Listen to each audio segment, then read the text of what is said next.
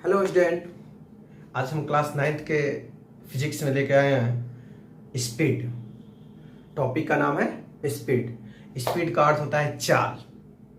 ठीक है, चाल का अर्थ हुआ कि कोई ऑब्जेक्ट कितना फास्ट मूव कर रहा है, कोई ऑब्जेक्ट कितना स्लो मूव कर रहा है। ये स्पीड से ये बता सकते हैं कि कोई ऑब्जेक्ट कितना फास्ट और कितना मूव कर रहा है। ठीक है, तो आज का जो टॉपिक होगा वो क्लास 9th का स्पीड। स्पीड को हिंदी में बोलते हैं चाल। ठीक है, तो हम लोग डेफिनेशन लिखेंगे। द डिस्टेंस ट्रेवल स्पीड, पहले लिखेंगे स्पीड, लिखेंगे the distance travel, the distance travel per unit time, per unit time are called speed. मतलब कि कोई ऑब्जेक्ट यूनिट टाइम में कितना डिस्टेंस कवर कर रहा है, कितना डिस्टेंस जा रहा है, उसी को हम लोग कहेंगे स्पीड। ये कौन सा क्वांटिटी होगा? तो it is a scalar quantity। क्यों स्केलर क्वांटिटी होगा? तो लिखेंगे because it contain only magnitude,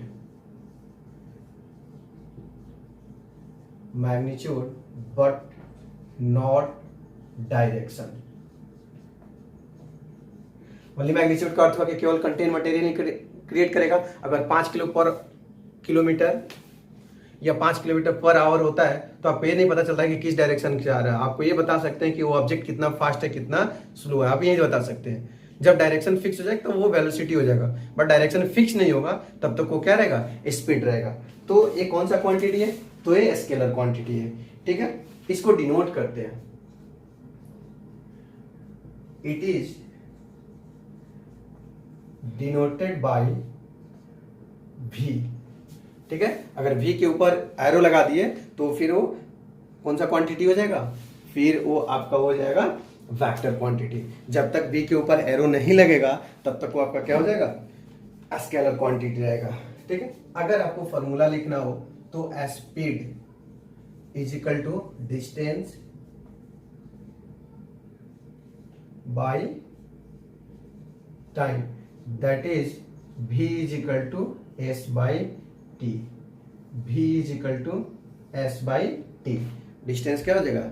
V is equal to S by T. ठीक है, इतना पहले आप लिख लीजिए, फिर एक बार हम लोग समझेंगे।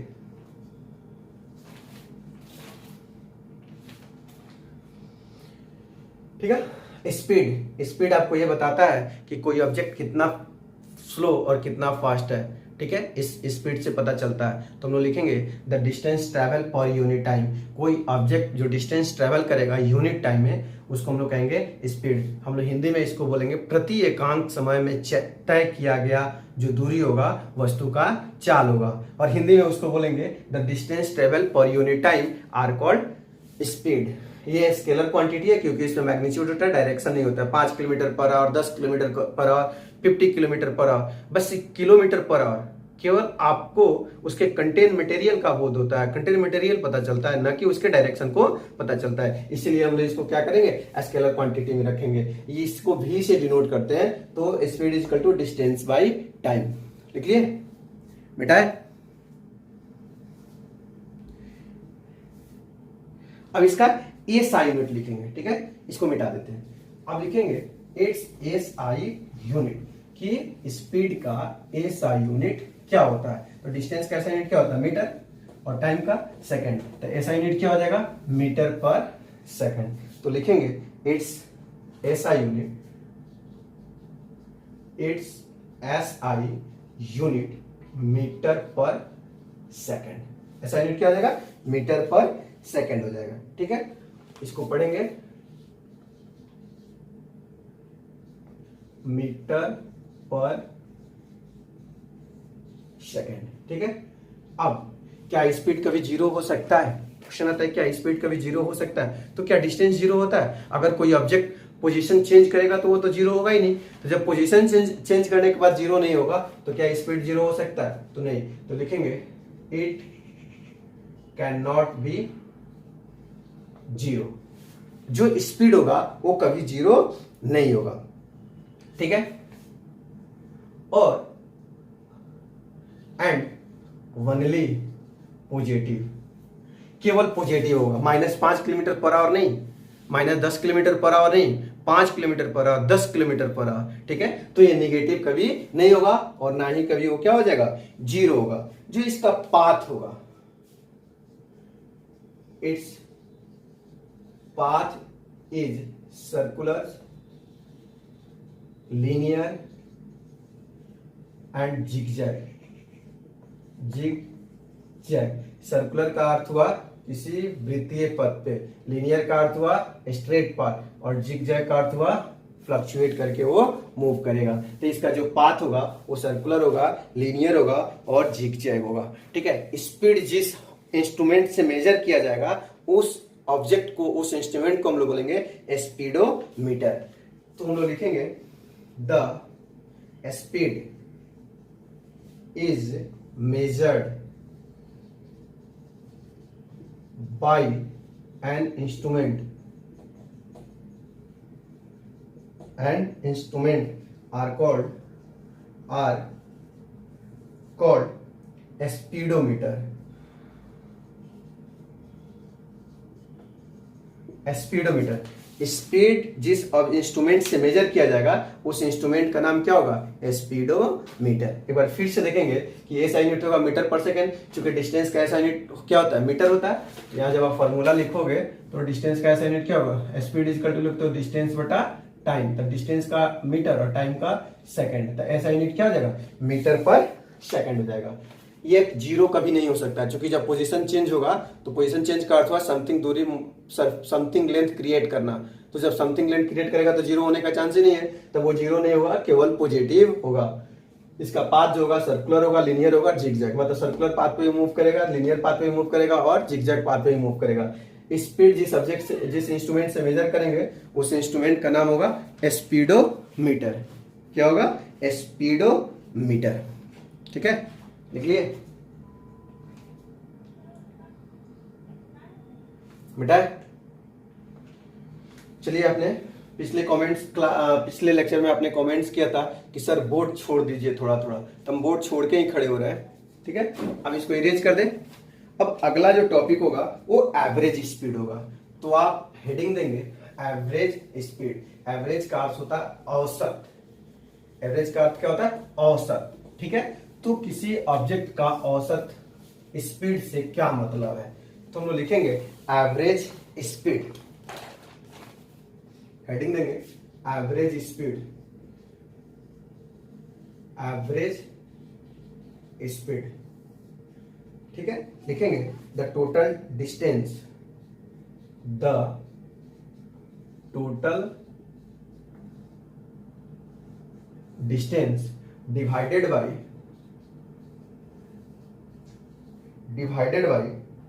टोटल टाइम टेकन,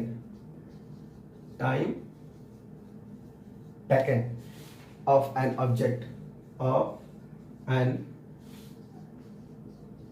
object या body are called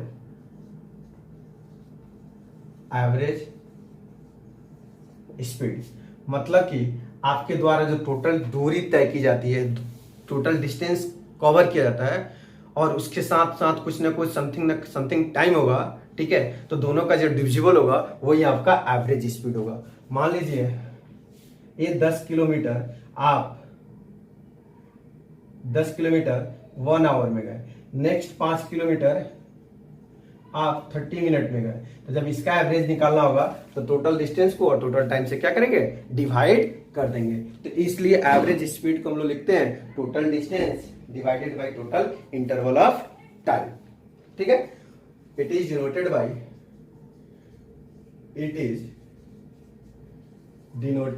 bye v के ऊपर बार होगा, रेक्टिंग जिसको बोलते हैं। It is denoted by v के ऊपर रेक्टिंग होगा। अगर आप हम फॉर्मूला लिखेंगे लिखेंगे average speed is equal to total distance, total distance बटे टोटल टाइम, टोटल डिस्टेंस बटे टोटल टाइम। टोटल डिस्टेंस और टोटल टाइम का जो डिविजिबल होगा वही हम लोग का क्या हो जाएगा, एवरेज स्पीड हो जाएगा।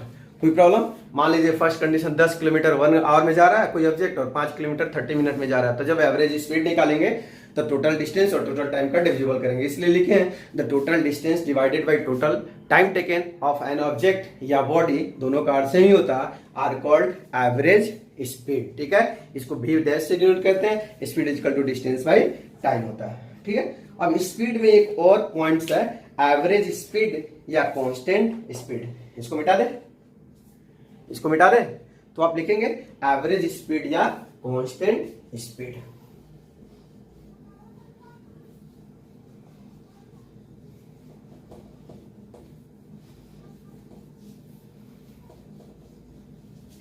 एवरेज स्पीड या फिर constant speed.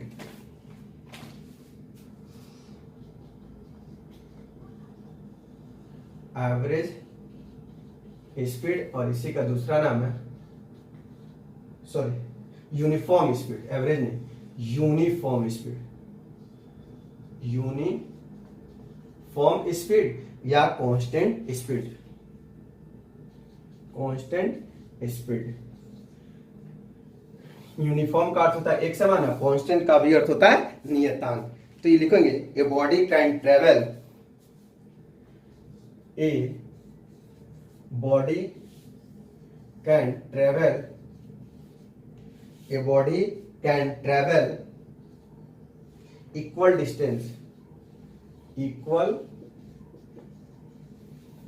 Distance in equal interval of time, equal interval of time, equal distance in equal interval of time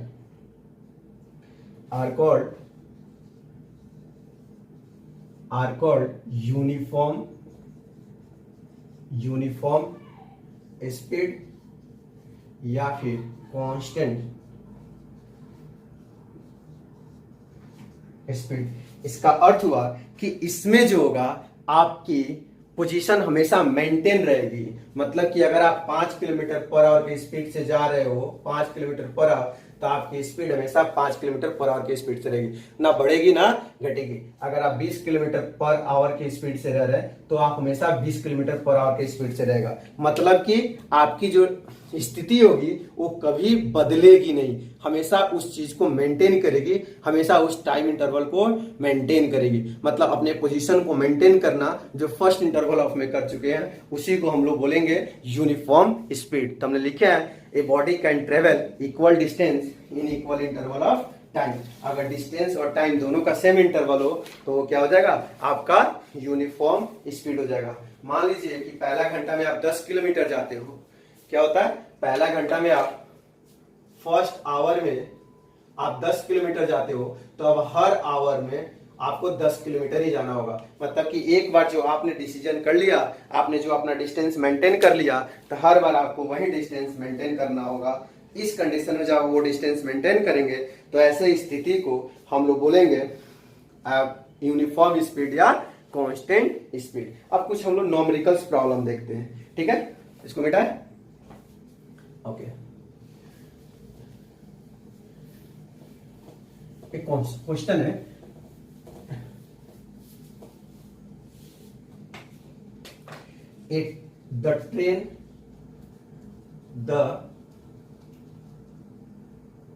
the train travel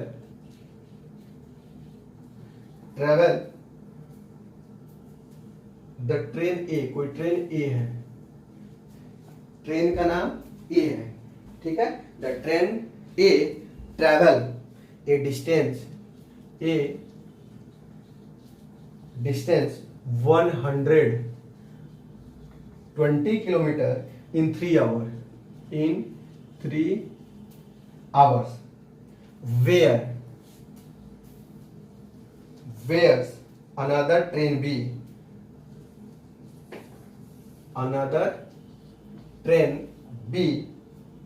travel a distance 180 kilometer in 4 hours,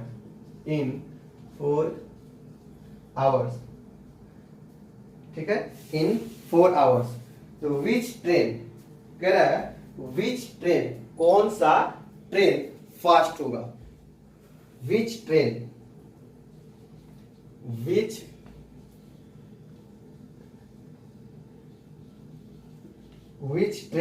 travel faster, कौन सा train fast चलेगा, ये हम लोग को बताना है। मतलब कि पहला ट्रेन है वो 120 किलोमीटर की दूरी 3 घंटा में तय करता है, दूसरा ट्रेन बी है वो 180 किलोमीटर की दूरी 4 घंटा में तय करता है। तो हम लोग सॉल्यूशन में क्या लिखेंगे, फॉर ट्रेन ए, ठीक है। डिस्टेंस कितना दिया हुआ, डिस्टेंस दिया हुआ 120 किलोमीटर और टाइम दिया हुआ है आपका 3 आवर। तो स्पीड इज इक्वल टू क्या होता है, डिस्टेंस बटा टाइम। तो 120 किलोमीटर बटा 3 आवर, तो क्या कट गया 40, यानी कि 40 किलोमीटर पर आवर पहला ट्रेन का स्पीड है। मतलब ट्रेन ए का जो स्पीड है वो 1 घंटा में क्या है 40 किलोमीटर जाएगा। और फिर for train B, for train B distance कितना दिया हुआ, डिस्टेंस दिया हुआ 180 किलोमीटर और टाइम जो है 4 आवर है। तो स्पीड इज इक्वल टू क्या होता है, डिस्टेंस बटा टाइम। तो 180 बटा 4 किलोमीटर पर आवर, तो कितना हो जाएगा आपको, शायद होगा 45 किलोमीटर पर आवर। एक कट जाएगा और ये होगा 45, यानी कि 45 kilometre per our.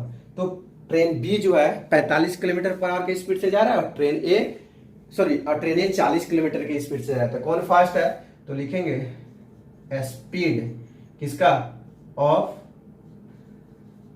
Train A less than speed of train B. मतलब कि बी का स्पीड अधिक है और ए का स्पीड क्या है, कम है। कोई प्रॉब्लम, बी का स्पीड अधिक है और ए का स्पीड क्या है, कम है। लिखिए एक और क्वेश्चन देखेंगे।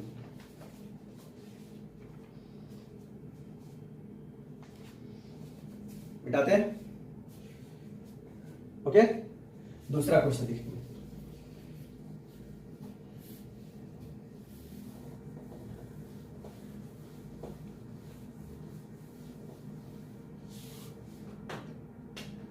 A car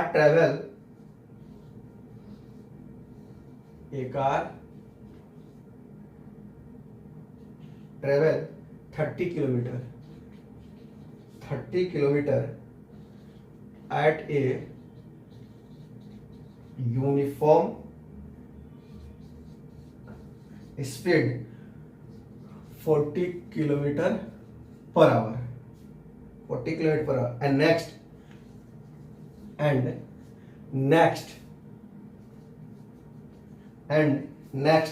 30 kilometer at a uniform speed 20 kilometer per hour, 20 kilometer per hour. Find average speed, find average speed। ठीक है, क्वेश्चन क्लियर है कि हमको एवरेज स्पीड निकालना है। अब देखिए सॉल्यूशन में, फॉर 30 किलोमीटर, तो 30 किलोमीटर की स्पीड 40 किलोमीटर पर आवर है। 30 kilometre at 40 kilometre per hour.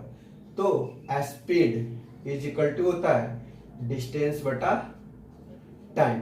तो इसका स्पीड है 40 किलोमीटर पर आवर और डिस्टेंस 30 किलोमीटर है, और टाइम को हम t मान लेते हैं। तो t इज इक्वल टू क्या हो जाएगा 30 बटा 40 आवर। ठीक है, t इज इक्वल टू 30 बटा 40। अभी कट जाएगा तो 3 बटा 4 आवर फॉर नेक्स्ट 30 किलोमीटर के लिए। ठीक है, for next 30 kilometre at 20 kilometre per hour. तो फिर speed is equal to distance बटा time. Speed is equal to distance बटा टाइम। तो आपका स्पीड है 20 किलोमीटर पर आवर और डिस्टेंस है कितना 30 किलोमीटर, और टाइम को हम मान लेते हैं t2। टाइम को मान लेते हैं t2 और इसके टाइम को 1 मान लीजिए।